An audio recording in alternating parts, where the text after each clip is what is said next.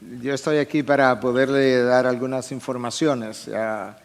Y una vez más estoy diciendo lo que dije en algunos servicios atrás, estoy hablando en mi capacidad de infectólogo más que como pastor, aunque al final obviamente coronaré eso, por así decirlo, con algún comentario pastoral que yo creo que es apropiado y que tiene lugar. Aquí hay algunas informaciones. En primer lugar, no hay duda, nosotros lo sabemos, estamos en medio de una pandemia. Lo que comenzó con una epidemia, que es básicamente un brote en una región del planeta, un brote significativo que está afectando a un grupo de personas, pasó a ser una pandemia. Y básicamente lo que una pandemia es la extensión de esa epidemia a 3 regiones distintas del planeta. Y ahí estamos, porque literalmente el planeta entero, o todos los continentes, yo creo que han reportado ya casos. Hay más de 150 naciones que han reportado casos de coronavirus. Y yo quisiera como dejar algunas cosas claras, porque si hay algo que nosotros tenemos que evitar son 2 extremos. O la irresponsabilidad y la falta de prudencia, o el pánico que no nos conduce a nada, y que en realidad no solamente que no nos conduce a nada, es que no hay razón para un pánico, no hay razones médicas para un pánico, aunque hay múltiples razones para la prudencia y la sensatez y la cordura. Entonces yo quisiera, por un lado, déjame darte algunas estadísticas de actualización y luego entonces darte y recordarte algunos consejos prácticos que pudieran servirnos a nosotros y a otros que luego nos ven o nos están viendo por las redes. Al día de ayer en la noche habían 156.433 casos reportados a nivel del mundo, con unas 5.821 personas que habían fallecido. Eso representa todavía aproximadamente un 3.5%. Esa mortalidad es mucho menor de ahí con toda la probabilidad. Y la razón es que hay un 20% de los pacientes que van a tener el virus, que lo van a transmitir, pero que no van a tener síntomas. Y a la hora de hacer los cálculos, ese grupo grande de pacientes debiera estar en el denominador, afectando significativamente la mortalidad. De manera que, por lo menos en países desarrollados, se está pensando que la mortalidad para el final de la epidemia va a estar como en 1%. De tal forma que si tú lo puedes, en vez de verlo en términos de millones de personas, comienza a verlo para fines de entender que este pánico no es necesario. Es aproximadamente de cada 100 personas que resulte afectada va a morir una persona. Eso es lo que se espera, quizás una persona y media. Nadie quiere que muera nadie, obviamente, pero no es que va a morir la mitad de la población, no hay nada como tal. De esos 150 y tantos mil casos que hay, la mitad, 74.460, ya está completamente recobrado y están en sus casas. Entonces, ¿qué nos queda? Nos quedan la mitad de los pacientes, 76.152 casos activos. ¿Qué le está pasando a esos 76.000 casos activos? Escucha, para que tú puedas entender que el pánico no es necesario. A esos 76.000 casos, ¿qué le está pasando? 70.000 de ellos están en condiciones ligeras. 70.000 de 76.000. Eso representa un 92%. Condiciones ligeras, de manera que están en su casa, con una gripe, como lo que parecería una gripe común y corriente. Entonces, ¿qué es lo que nos queda ahora? 5.909, casi 6.000 pacientes, que representan un 8% en condiciones críticas o severas o críticas. De esos 6.000, todavía la mayoría se va a recobrar, porque eso representa un 8%, y estamos hablando de una mortalidad, pensémosla en el grado más alto, alrededor del 3%, 3.5%, no del 8%. Yo creo que eso nos pone la pandemia en perspectiva. Nosotros no estamos acostumbrados a números grandes, pero para darte una idea, en la estación de influenza anterior, no en la que estamos, anterior, en Estados Unidos, en un solo país, murieron 79.000 personas por el flu. Y nadie hizo un escándalo, un apaviento por eso. ¿Sabe por qué?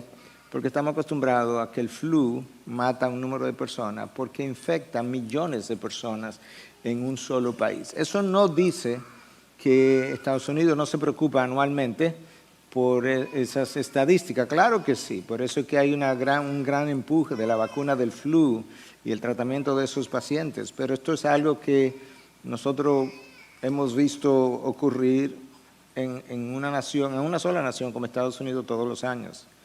Por otro lado, por aquellos de ustedes que tienen hijos y que están preocupados, por alguna razón el virus parece prácticamente no afectar a la población menor de 19 años de edad. Hay algunos casos reportados, no hay ninguna muerte reportada, y los casos tienden a ser ligeros. De manera que si tú tienes menos de 19 años, tú puedes estar tranquilo, que aparentemente el virus no tiene nada contra ti. Es una manera como jocosa de poner esto, porque como que hay un sentir en el aire de algo pesado. Yo quisiera darle el peso que tiene y al mismo tiempo poder alivianar un poco como la carga que la población tiene. Los pacientes de mayor riesgo son pacientes como yo, pacientes de más de 60 años de edad, pacientes con diabetes y otras condiciones crónicas, que pudiera ser cáncer, pudiera ser diálisis renal, pacientes fumadores, pacientes con condiciones pulmonares de otro tipo. Esos son los pacientes de mayor riesgo. Yo tengo un factor de riesgo agregado significativo que la enorme mayoría de la población no tiene, es que yo soy infectólogo y voy a estar viendo pacientes con dicho síndrome. Y sin embargo, probablemente yo sea de las personas más calmadas que tú podrías encontrar, porque yo estoy convencido de que mi vida y mi salud no dependen de la invasión de un microbio, sino del sostenimiento de un Dios que controla todo lo que se mueve en todo su universo.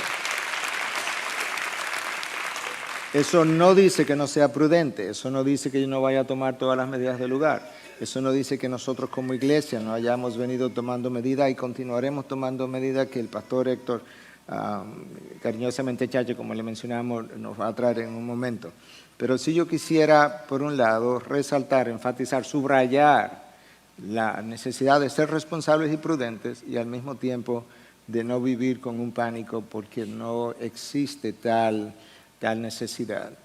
Para fines generales, trate de evitar los contactos físicos, no dar la mano, no abrazar, no besar. Yo creo que estos son momentos para implementar eso de manera significativa. La definición de lo que es un contacto cercano fue modificada ligeramente, por así decirlo, y hablamos en una primera ocasión de 3 pies, probablemente era definido como un contacto cercano. El Centro de Control de Enfermedades de Estados Unidos lo está definiendo hoy en día como 6 pies. Eso también le da a usted una idea.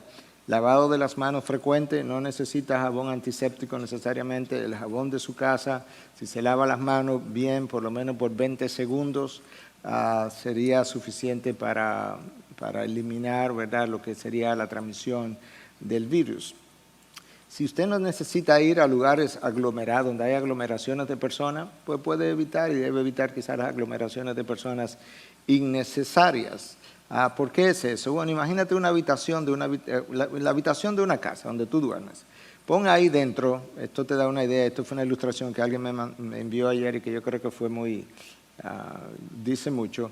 Pon dentro de esa habitación 200 pelotas de tenis, por así decirlo, y hazle pasar como un abanico, una fuente de aire que la haga brincar todo el tiempo. En la medida en que esas pelotas van chocando una con otra, van haciendo interacción, en esa misma medida, en esta ilustración que me enviaron, las pelotas fueron cambiando de color para significar el número de pelotas como que se iba convirtiendo a positivo para el virus. Eso es para decirte, en la medida en que la interacción de persona aumenta, o sea, es el choque de personas, en esa misma medida entonces nosotros vamos contribuyendo a la expansión. Un paciente con coronavirus va a transmitir la enfermedad en promedio a 1.5 a 3.5 pacientes o personas. En promedio 2.6 se ha calculado. Y cada una de esas personas la transmitiría a 2.6 y cada una de esas personas aproximadamente a otra 2.6. Y eso es como la enfermedad de una manera muy rápida, como ocurrió en Italia, se puede esparcir. Italia, como ustedes saben, cerró absolutamente todo, con la excepción de los supermercados y las ventas de alimentos y las farmacias. Básicamente lo que Occidente está haciendo es lo que China hizo y que le dio resultado. China tiene más de una semana con 80,000 pacientes y cuando tú miras los números son 2 o 3 más casos lo que hay, pero no ha llegado a 81,000 casos en una semana, más de una semana. Posiblemente ellos tengan una segunda ola cuando la gente comienza a circular de nuevo, pero por ahora mostraron que el disminuir la interacción de personas pues detiene significativamente lo que es la expansión de este virus. Nuestro país también ha comenzado a tomar medidas, cerraron los puertos, no hay cruceros a partir del día de ayer y limitaron o cerraron los vuelos que vienen desde Europa, algo que Estados Unidos hizo hace varios días atrás. Ministerios internacionales que estaban celebrando conferencias. Yo mismo estaba supuesto a estar en este fin de semana en Orlando en una conferencia hablando y esa conferencia fue cancelada. Las iglesias, hay ya un número de iglesias en Estados Unidos que están haciendo cultos a partir de ahora en línea, en conversación con pastores de la ciudad. En esta semana también algunas de las iglesias alrededor nuestro están haciendo la misma cosa y ya nosotros estaríamos dando en unos momentos alguna información al respecto. Continuando, volviendo con medidas individuales, el uso de mascarillas, si usted va a estar sobre todo en donde hay aglomeraciones de personas, sería algo que pudiera disminuir la transmisión. Las gotas de saliva cuando caen en una superficie como un escritorio, la mesa de su casa, pues limpiar esas superficies con cierta regularidad también va a disminuir la transmisión del virus. El virus va a permanecer vivo siempre y cuando las células permanezcan vivas. Entonces, en clima seco, cálido como el nuestro, y ahora que el verano viene, pues el virus probablemente permanezca en alguna superficie por varias horas y se muera. Cuando el clima es húmedo, ahí la temperatura no es tan caliente, el virus pudiera permanecer, si hay humedad en el ambiente, por varios días en esa superficie. Pero en clima cálido, este salón se cierra, por ejemplo, y sube la temperatura esta noche o esta tarde. En varias horas el virus que haya estado aquí va a morir porque va a estar depositado en superficies y las células van a morir, tan sencillo como eso. Si usted tiene síntomas de gripe, y eso yo quisiera enfatizarlo, no piense que tú tienes COVID-19 primero, ¿ok? Lo más probable que tú tengas o un flu, o un rinovirus, o un adenovirus, o un virus de parainfluenza, o múltiples de los otros virus que pudieran causar la misma cosa. Mi esposa y yo tuvimos un par de días en esta semana que nos sentíamos como un tanto así y no estábamos pensando que lo primero que teníamos era COVID-19, porque no va a ser. La probabilidad de eso es presente, es real, pero antes de tú tener COVID va a tener muchas otras cosas antes de eso. Entonces, ¿qué tú debes hacer? Si tú tienes un médico de cabecera, llama a tu médico de cabecera. Si no tienes médico de cabecera, ve a la emergencia. Y en la emergencia, bueno, te examinarán, te harán pruebas de laboratorio y te tomarán una historia y determinarán si realmente tú calificas o no calificas como un paciente para hacerle pruebas de COVID-19, que ahora por el momento solamente Salud Pública está haciendo, pero que esperamos que prontamente puedan liberalizar esa medida y que los laboratorios privados puedan hacer eso. Con cada congestión, con cada estornudo, con cada tos, no tienes que llamar a tu médico de cabecera tampoco, porque no van a dar abasto. Realmente esto es algo que en sentido general puede ser manejable en su gran mayoría, la gran mayoría de los casos. Si tiene historia de viajes, eso es otra cosa. Pero si no ha salido, no ha tenido contacto con personas que han salido del país, no es que no pueda ocurrir, porque está ocurriendo, pero lo más probable es que tú tengas un virus de enfermedad respiratoria, como le llamamos, común y corriente, como lo hemos estado teniendo. Y sobre todo el flu, que ha sido tan prevalente durante este tiempo. Yo creo que eso nos actualiza en términos de número de casos, de manejo. ¿Que ¿Cuántos casos hay en el país? Bueno, nosotros no sabemos oficialmente, pero estamos seguros, simplemente por una cuestión de lógica, que son mucho más de lo que han sido reportados. Tiene que ser. Primero, porque el 20% de los casos ni siquiera síntomas tiene. Segundo, porque hay mucha gente que tiene síntomas gripales que pudiera tener COVID y nadie lo sabe. Tiene síntomas, pero son ligeros y son como una gripe cualquiera. De manera que tú puedes asumir que tenemos más casos de los reportados.